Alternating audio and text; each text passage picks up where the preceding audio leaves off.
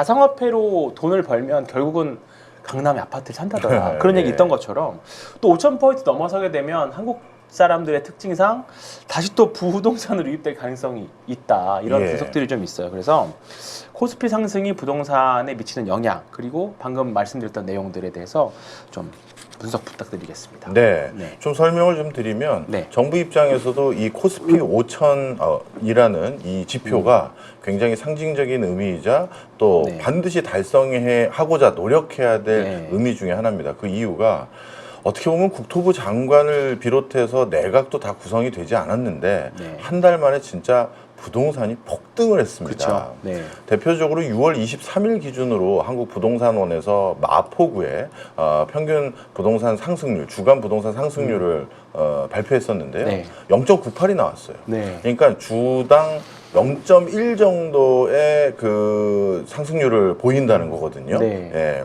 그럼 0.098이 올라간다는 건 일주에 한 0.81%가 올라간다는 거니 52승을 하면 1년 네. 되잖아요. 단순 네. 계산하면. 그렇죠. 물론 그렇게 오르는 건 아니지만. 그럼 어떻게 되느냐? 2배가 됩니다. 네, 그렇죠.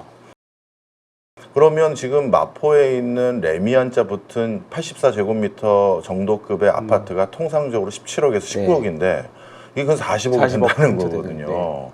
그러면 압구정 현대아파트나 반포는 얼마가 그렇죠. 된다는 얘기예요. 그렇죠. 그래서 이거 진짜 큰일 났다 네. 싶은 게 지금 새 정부의 입장이었고요. 그렇죠. 그래서 이거는 소소한 피해자가 있더라도 눌러라. 네. 해서 바로 내일부터 시행해. 네. 해서 눌러놓은 겁니다. 네. 이걸 누구도 근본적인 대책이라 얘기하지 않고 대통령 또한 나 이건 맛보기고 후속 그쵸. 대책이 있다. 그 얘기는 정말 나도 작심할 거니까 더 이상 집값 올리지 마십시오라고 네. 엄포를 두신 거예요. 그쵸. 실제 후속 대책이 있는지 없는지 그건 네. 제가 모르겠고요. 자, 그래서 그 상황들은 여러 가지가 그 물밑에 있는데요. 정부도 당연히 도대체 집값이 왜 이렇게 폭등하는 거냐라고 했었을 때 지표상에도 여러 가지 확인된 게 있었습니다. 그 중에 첫 번째가 한국은행에서 관련 통계 집계 이래 유휴 자금이 최대치를 갱신했어요. 네. 시중에 오갈 데 없는 자금이 93조 원을 찍었습니다. 네, 네. 그럼 그 많은 자금들 어딘가는 돈을 굴려야지 돈을 그렇죠. 놔두면 손해잖아요. 그렇죠. 그랬을 때 부동산으로 대거 흘러간 게 맞고 그러면 그 유휴 자금이 부동산이 아닌 다른 데로 흘러가도록 물꼬를 트지 않으면 이거 진짜 큰일 나겠다 싶은 겁니다. 그렇죠. 자, 그래서 정리를 하자면 이런 여러 가지 종합적인 상황 속에서 코스피에 대한 밝은 미래, 코스피에 대한 지속적인 상승에 대한 기대감을 절대 꺾어서는 안 된다. 그럼 다시 부동산으로 돌아온다. 그렇죠. 이렇게 판단을 네. 해서 지금 강경 기조를 하고 있고요. 그런 과정에서 회장들을 국가가 직접 임명하는 금융 관련한 주, 우리 네. 팀장님이 재직하고 네. 계신 이런 회사들은 그 대통령과 정부의 입김을 직접적으로 받을 수밖에 그렇죠. 없어요. 완전 직격이죠. 그러면 자사주 소각을 비롯해서 배당 성향 높이고 이런 것들을 가장 선봉했을 가능성이 높고요. 그렇죠.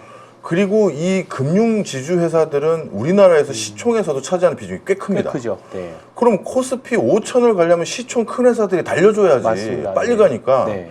이건 앞으로 팔 비틀기를 본격화할 가능성이 높아요. 그러면 이제 금융주들이 이제 뭐 선봉에 서서 좋은 사례를 남겨줘야 되고 그렇죠.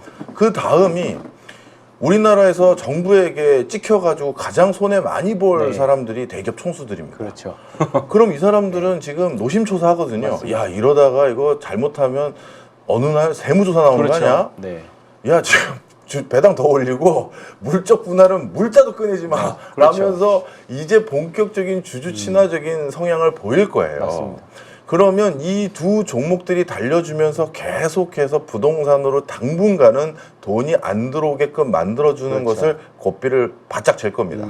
자, 그래서 저는 올 상반기, 하반기 이어서 국장의 시대가 왔다. 이거는 가끔 또 저한테 이렇게 물어보세요. 아니, 교수님, 실적이 똑같고 미래에 대한 사업 계획이 비슷한데 어떻게 주가가 오릅니까? 이거 되게 잘못 생각하신 겁니다.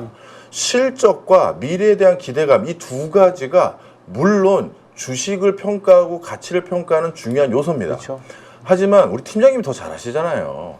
단기간에 주식 시장이 호황을 보이는 가장 결정적인 이유는 수급입니다. 수급이죠. 네. 수급을 이길 수 이기는 호재는 없죠. 없어요. 네. 그런데 이 수급에 있어서 이 대통령을 비롯한 새 정부의 이 코스피 5천에 대한 강경 기조, 이게 지금 수급을 만들어내고 맞습니다. 있는 겁니다. 네. 같은 실적에 주가가 달리 찍을 요인이 생겨버린 거예요. 자, 그래서 올해는 국장의 시대다. 그럼 이제 팀장님이 주신 질문. 그래서 국장에 돈을 벌었어요. 네. 저도 나이도 있고 네. 열심히 살지 않겠습니까? 그러니 저도 삼성전자에 넣은 돈도 적지는 않아요. 그런데 그럼 삼성전자가 만약에 우리나라 코스피가 5천을 찍으면 5천이라는 건 평균이니까 그렇죠. 삼성은 그거보다 더 상단에 있어줘야 평균이 5천이 될 거 아니에요. 네. 그래서 제가 대충 생각해봤어요. 그럼 코스피 5천이면 70% 상승한다고 하고 그럼 삼성전자는 한 100% 상승했다고 했을 때 야, 저도 서울 변두리에 집 하나 더 사겠더라고요. 네. 그러면 당연히 또 포트를 다시 짜야죠. 그렇죠. 주식에 몰빵을 했다 싶을 정도로 돈을 넣는 사람은 없어요. 맞습니다. 그러면 우리나라 사람들의 성향상 다시 부동산으로 돈이 옵니다. 네. 그러면 정부가 이 상황에서 머릿속에서 구상해야 될 건 하나예요. 코스피 5천을 찍어가면서 계속해서 주가가 호황을 보이는 그 기간이 어느 정도 걸릴 테니 그렇죠. 그 기간 동안 우리가 견실한 부동산 공급 대책 그리고 시장 안정화 대책을 만들어내지 못하면 다시 불장 올 거다. 적어도 서울 상급지와 그렇죠. 노른자의 지역은 네. 이런 생각을 지금 갖고 있는 걸로 보여지고요. 그래서 저는 1년 안쪽에 더 정확히 말하면 내년 지선 전에는 시장을 옥죄고 있는 부동산 규제를 일부 풀어야 됩니다.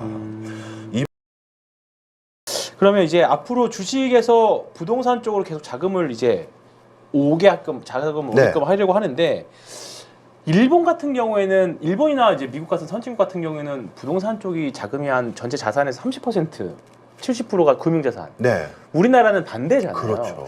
그래서 이런 쪽으로 의도를 하는 건가요? 그러면? 그런 쪽으로 의도를 네. 하지만 사실 그렇게까지 되기는 사실은 쉽지 않을 쉽지 겁니다. 않다. 네. 그래서 제 소견으로는 지금 정부에서도 아직 본격적으로 제시하지는 않고 있습니다만 임대주택을 비롯해서 이제 주택을 구매하는 것이 아니라 평생 안정감 있게 빌려서 사는 그런 형태의 대안들을 많이 제시하고 네. 싶은 것 같아요. 그런데 이 논조가 이미 유럽에서 시작이 됐습니다. 네.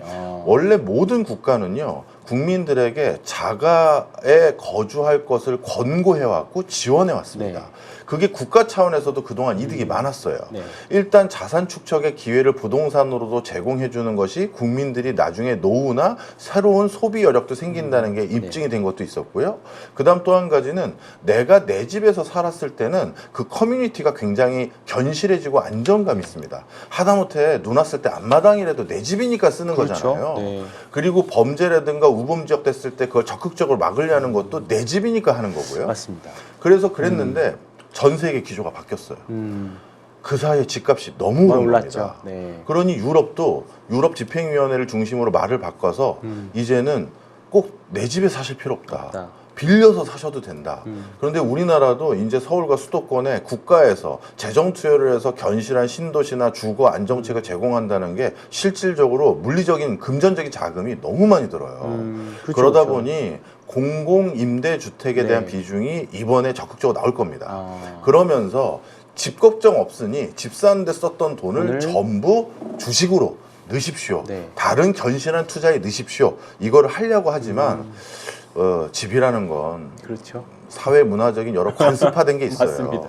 그래서 쉽진 않을 거고요. 쉽지 않을 것 같다 봐요. 그래서 제 소견으로는 주식시장의 투자적인 자금을 부동산에서 빼서 주식으로 넣는 거는 일부 한계가 있어 보이고 지금 계속 누적되고 있는 자금이 퇴직연금입니다. 그렇죠. 그 퇴직연금을 우리는 적극적으로 운영할 줄 모르니까 맞아요. 그냥 정기 예적금에 맞습니다. 넣어놨는데 네. 그걸 법을 살짝 개정해서 자동적으로 어떻게 보면 전문적으로 투자할 수 있는 금융회사에 흘러가게 한다면 맞습니다. 또 주식시장에 들어갈 거니 그렇죠. 그런 후속 입법을 저도 예상하고 있습니다.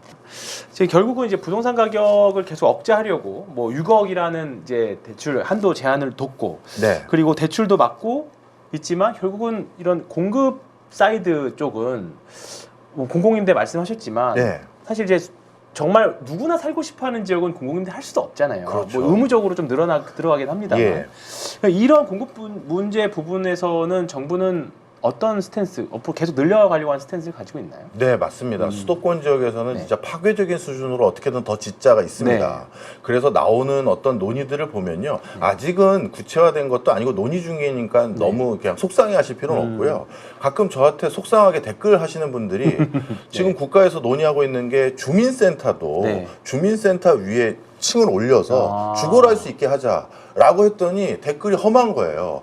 나보러 동사무소에서 살라는 거냐 그렇죠, 그렇죠. 무서해서. 네.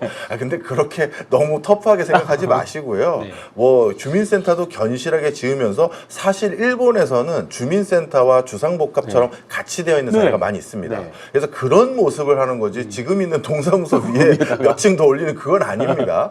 하여튼 어디든 할 수 있는 건 더 해보자라는 진짜 파격적인 수준의 대안을 생각하고 있는 거예요.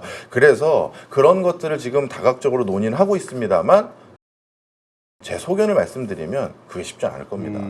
그리고 관련 입법에 대한 변경도 상당한 시간이 네. 걸리고요. 그리고 그 입법 변경되고 나면 어떤 방식으로 지을지에 대한 연구 용역 들어가야 네. 되고요. 그런 연구 용역을 바탕으로 예산 책정 들어가야 됩니다. 그럼 예산 책정 아래 이제 첫 삽들려면 그렇죠. 3년에 4년 그렇죠. 걸립니다. 네. 정부에서는 공무원들이 너무 속도가 늦다, 신도시 개발이 늦다 했지만 저도 모르겠습니다. 저도 예전에 한 15년 가까이 KDI에서 근무하면서 관련된 일을 해봤는데요. 국토부를 비롯해서 LH, SH 등등 나름대로 속도 엄청 내고 있는 거고요. 우리나라의 이런 재건축 재개발에 대한 제도가 고도로 민주화돼서 늦어지고 논의하는 게 많아진 것이지 공무원들이 절대 안일하게 하는 건 솔직히 아니라고 저는 생각합니다. 그래서 만약에 이번에 속도를 더 내려면 불필요하다고 생각하는 제도를 또 개선해야 되는데 네. 이것도 또 제도 개선에 또 시간이 걸려요. 그렇죠. 그러다 보니 솔직히 말씀드리면 이번에 공급에 대해서 아주 견실한 대안이 이렇게 나오기에는 제 소견으로는 아직까지는 그렇게 큰 기대감을 갖고 있지는 않습니다. 근데 이제 여전히 더 이런 신축 아파트나 또는 아파트 선호, 빌라보다는 선호 현상인데 이런 부분에 대한 선호가 갈 수는 없을까요? 다시 뭐 주택이나 빌라로 갈 수는 없을까요? 아 이게 정말 네. 이건 불편한 진실인데요. 저도 그 세미나에 직접 참석을 했었는데 미국에서 네. 미국 주거학회에서 앞으로 미국의 100년 뒤, 200년 뒤의 주거 문화를 우리가 구축하는 네. 큰 컨퍼런스를 바이든 행정부 때 했었습니다. 네.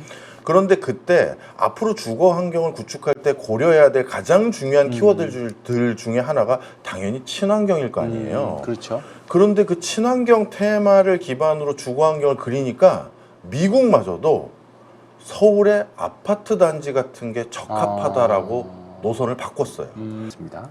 자, 그럼 마지막으로 하반기 집값 전망 뭐 쉽지는 않을 겁니다. 네. 쉽지는 않으실 것 같은데 주식만큼은 어려울 것 같은데 한번 간단하게 부탁드리겠습니다. 네, 다들 눈치 싸움에 들어갔습니다. 아, 네.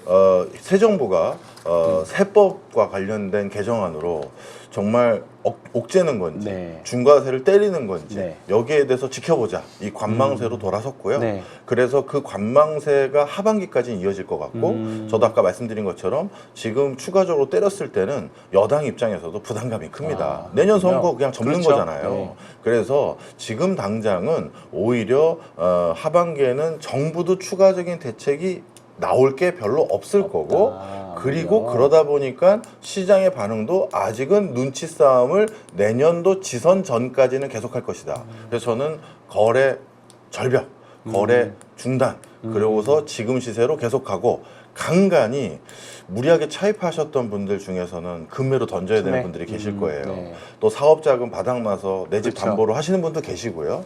그런 것들은 이번 기회에 잘 잡으시면 싸게 한 20% 시세보다 싸면 저는 이번에 사셔도 나쁘지 않은 지역들이 하반기. 많다. 이렇게 말씀드립니다.